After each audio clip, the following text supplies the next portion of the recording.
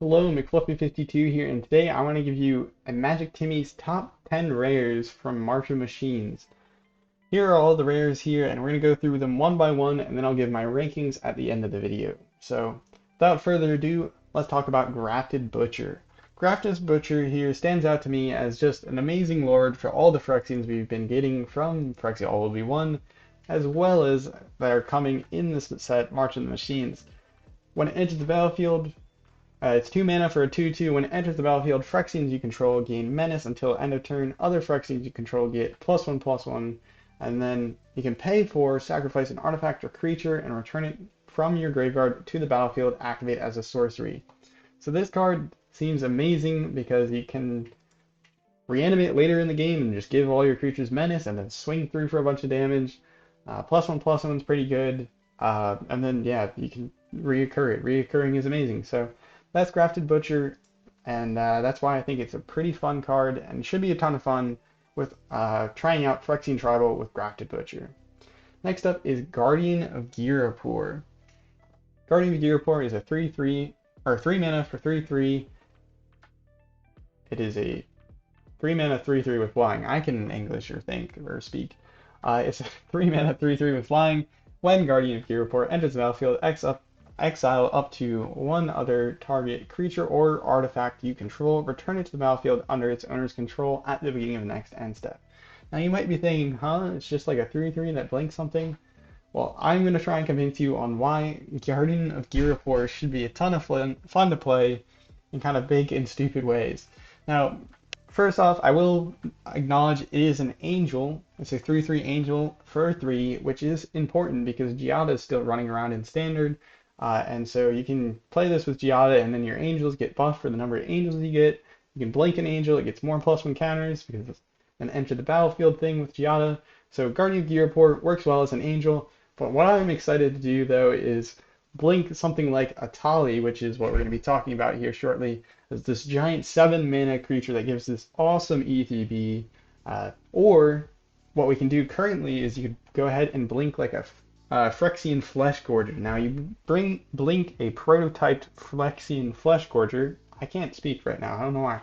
Phyrexian Flesh Gorger, and then it returns to the battlefield as the 7 mana unprototyped version. So you get this 3/3 with Menace for 3. Well, you blink it, and now you get the 7/5 Menace lifelink ward, pay mana or pay life equal to its power. So blinking prototypes, blinking massive ETB creatures, like blink Atraxa with this, just draw a bunch more cards. And Atraxa is an angel, so you play like a 5-color like value angels deck, or you play this with like Elish Norn ETB creatures. You double blink something, and they come back at the end of your turn, and you get like twice the number of ETBs for those as well. It just seems super crazy. It is a little sad though you can't blink battles. It is only artifacts or creatures, but you could still even blink something like the Mightstone and Weakstone and draw 2 cards, or give something -5/-5. So that's why I am super excited for Guardian of Ghirapur from March of Machines. Next up is Tribute to the World Tree. And this card is a triple green enchantment that says whenever a creature enters the battlefield under your turn, or sorry, whenever a creature enters the battlefield under your control, draw a card if its power is 3 or greater, otherwise put 2 +1/+1 counters on it.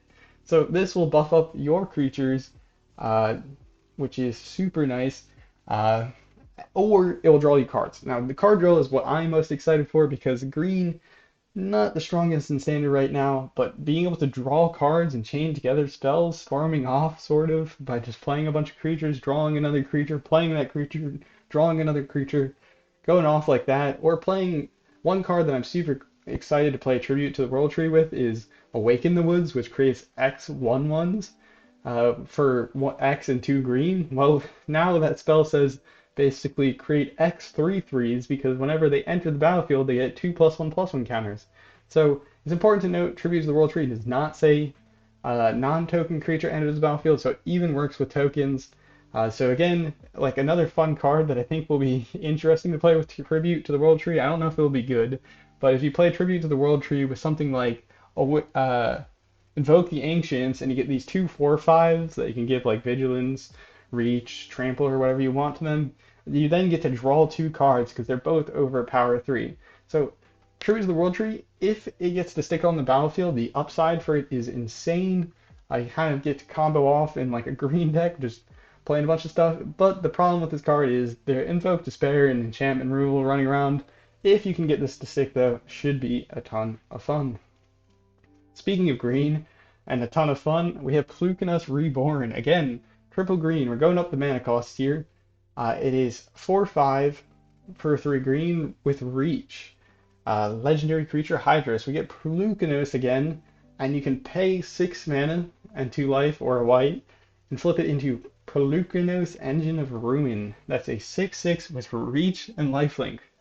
When Polukranos Engine of Ruin or another non-token Hydra you control dies, create a 3/3 white Phyrexian Hydra creature token with reach and a 3/3 green and white Phyrexian Hydra creature token with lifelink. So it kind of breaks up like a Wormcoil engine, except for instead of Death Touch, you have reach and lifelink. Again, I do think reach will be valuable in this set because we have so many flyers running around from the set. I think there's a lot of flyers that have been introduced. For instance, you have like Archangel Elspeth that can send something flyer. You have Zephyr Singer, which can tap or like convoke it, and gives all those creatures that convoked it flying. So you also have like Hitsugu and Kiri, which is a 5/4 flyer for 5 with like a bunch of other upsides. So I do think reach is going to be important in upcoming standard, and Polukranos gives you that reach to go ahead and block those Steel Seraphs or whatever else, and that is important. And then if you can, you get to flip it into this super fun creature that honestly is super good. 6/6 lifelink means you can kind of just keep beating in. You don't have to worry as much about blocking, and if it dies, you get 2 more chump blockers, which is awesome. The only problem with this is exile removal running around in standard. One card in particular that absolutely ruins Polukranos would be Lay Down Arms, because then the opponent just needs 3 planes, and they can just go ahead and remove your Polukranos entirely, exiling it. So do you have to be careful about that or cautious about that? But besides that, I think it should be a ton of fun to play. Now the next rare is Evasion of Alara. This card is just kind of fun, 5 mana, like 5 color value. So when it enters the battlefield, exile cards from the top of your library until you exile 2 non-land cards with mana value 4 or less. You may cast one of those cards, or one of those 2 cards, without paying its mana cost. Put one of them into your hand, and then put the other cards exiled this way on the bottom of your library in a random order. This is a battle with 7 loyalty, or sorry, 7 defense counters. So if you can remove all those defense counters, it is a lot. You get Awaken the Maelstrom. Now, Awaken the Maelstrom is all colors. Target player draws 2 cards. You may put an artifact card from your hand onto the battlefield. Create a token that's a copy of a permanent you control. Distribute 3 +1/+1 counters among 2 or 3 permanents you control. Destroy target permanent an opponent controls. Now, I'm super excited to play this with something like Elesh Norn or Omnath, which will help to, like, Elesh Norn from Phyrexia All will be one will double trigger this ETB, so you get to do this twice. Or like Omnath would make this cheaper. We'll be getting to Omnath here shortly, but yeah, the way I read this card is effectively you get a free 1 to 4 mana cost spell, and then you get to draw a 1 to 4 mana cost spell on the front side. And it's really nice the way they phrase this is you get to choose between the 2 that you find. So you can go ahead and choose to cast the more expensive one, so you get more value out of this like free spell you're getting from this. So you get to draw the other and then cast the free one. Now 7 is hard to flip, but if you get the backside, it's a ton of value. I think it's do I think it wins you the game outright? No, but I think it puts you in a really nice spot. Get to pump up your board, remove something the opponent has, draw 2 cards. You get to keep filling up your hand, and then maybe you put in a Portal to Phyrexia for free if you have it in your hand. So this card should be a ton of fun. If you can double up that ETB with Elesh Norn, it will be crazy. Or if you get a discount on it with Omnath, I think it will be a ton of fun too. Now, our second battle in the list, our other battle on this list, is Invasion of Tolvada. Now, this card is 5 mana uh, with 1 white, 1 black. When it enters the battlefield, return target non-battle card from your graveyard to the battlefield. This card is simply just a really amazing reanimation spell because unlike something like Cruelty of Gix or uh, Repair and Recharge or any of the other black sorceries for 5 that return a creature, this doesn't have a restriction like that. You can return any non-battle permanent, so you can return a Planeswalker if you happen to get one of your Planeswalkers in the graveyard. If you get your reanimation target in the graveyard, you can do that. But it's nice that you have this kind of freedom of choice here to go ahead and pick up whatever is most relevant and slam it back onto the battlefield. Now, if you can flip this one, it is a ton of fun. Because it says creatures you control get +1/+0 and have lifelink. At the beginning of your end step, create a 1/1 white and black spirit creature token with flying. So basically, it's a super hyped up like wedding announcement, or it's a kind of bitter blossom effect where you get these 2/1 flyers with lifelink, which is nice. So that can easily take over the game if your opponent doesn't have an answer for that, or they answer the thing that you do reanimate. So Broken Sky definitely. This is definitely a battle that's not bad flipping if you can spare 5 damage to send it at the defense counters. Now, the next card we want to talk about is Sea Double. Sea Double should be a ton of fun to play because it is 4 mana and kind of just like copy whatever. What it says is this spell can't be copied. That way you can't go kind of infinite with this card, copying like it, and then it copies another thing and kind of loop that.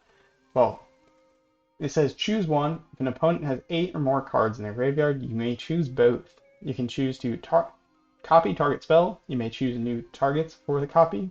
So if you copy like a permanent spell, it becomes a token version of that. So like, say you're playing Shieldred and you copy Shieldred for some reason, you get a token Shieldred in addition.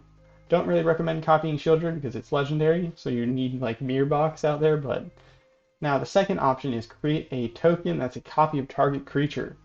So this should be also a lot of fun because, well, you can copy, say the opponent like reanimated Atraxa. Well, I want an Atraxa too. Pay 4 mana, copy their Atraxa, it enters the battlefield to get the ETB trigger. Good stuff. So this card seems like a ton of fun to me because like you can copy any creature, or if like the opponent's casting out something big, you can copy that as well. It's nice that it's not restricted to only copying your stuff, which is really important because there are a lot of like 4 mana clones, or there's a lot of clones that come out of each set, or like there's a clone almost in every single set. But this one is really flexible because you can hit permanents, spells, like not only your stuff, the opponent's stuff, which is all pretty relevant here. And I think this one should be a ton of fun to play.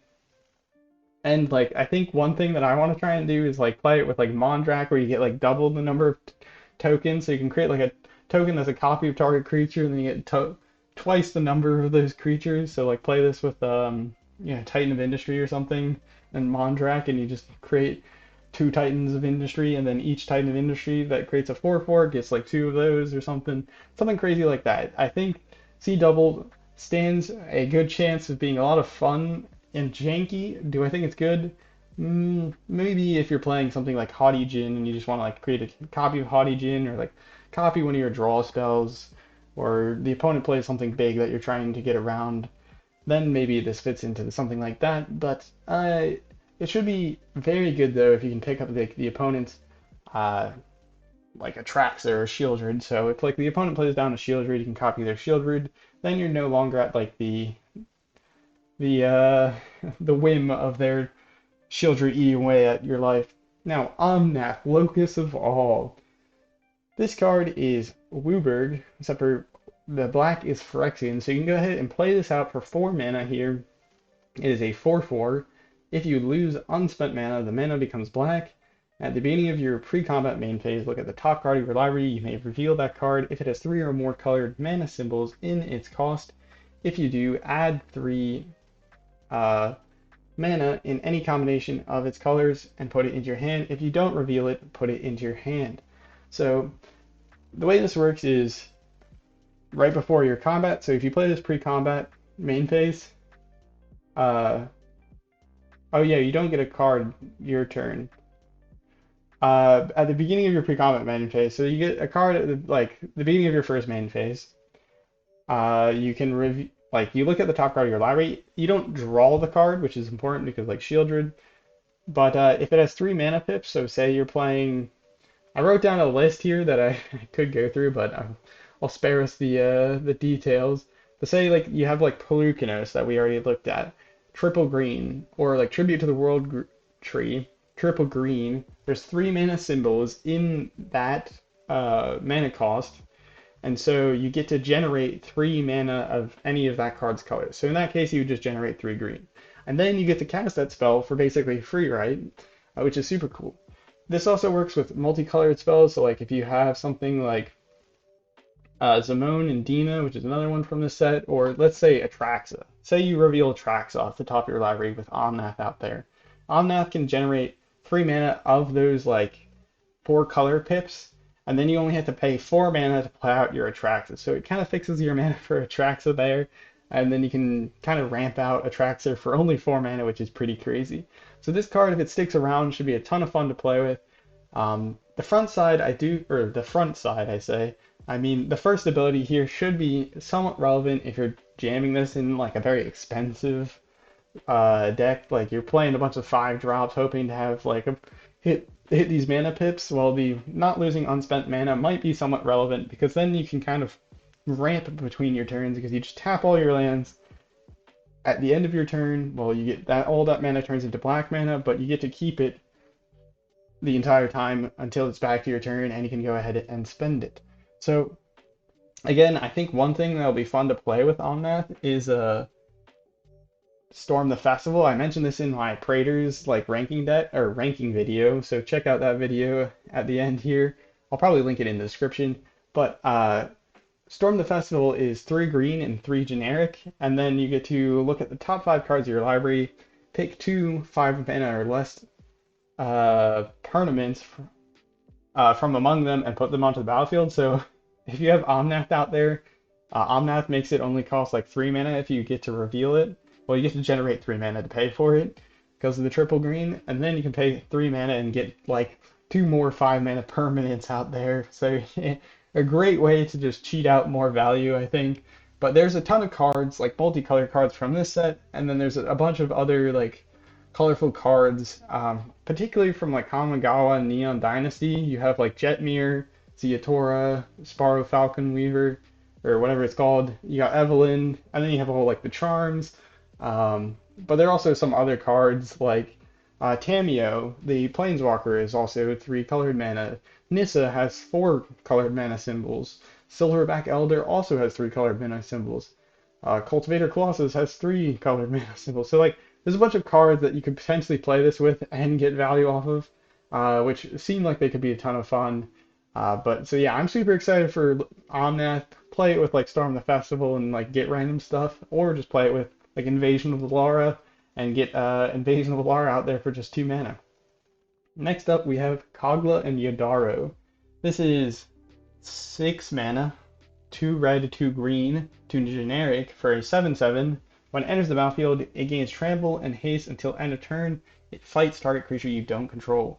You can also pay for 1 red, 1 green, discard it, destroy up to 1 target artifact or enchantment, shuffle Kogla and Yidaro into your library from your graveyard, then draw a card.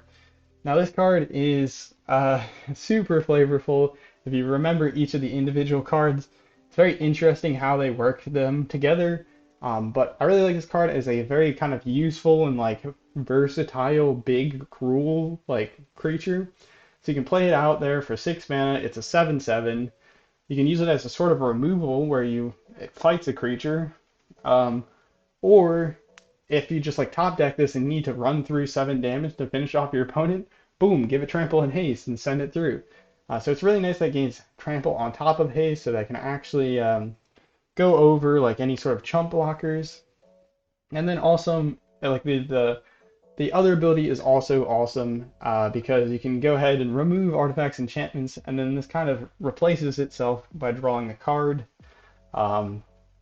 Though I do think this card is a little bit expensive, so we'll see how it performs in Standard.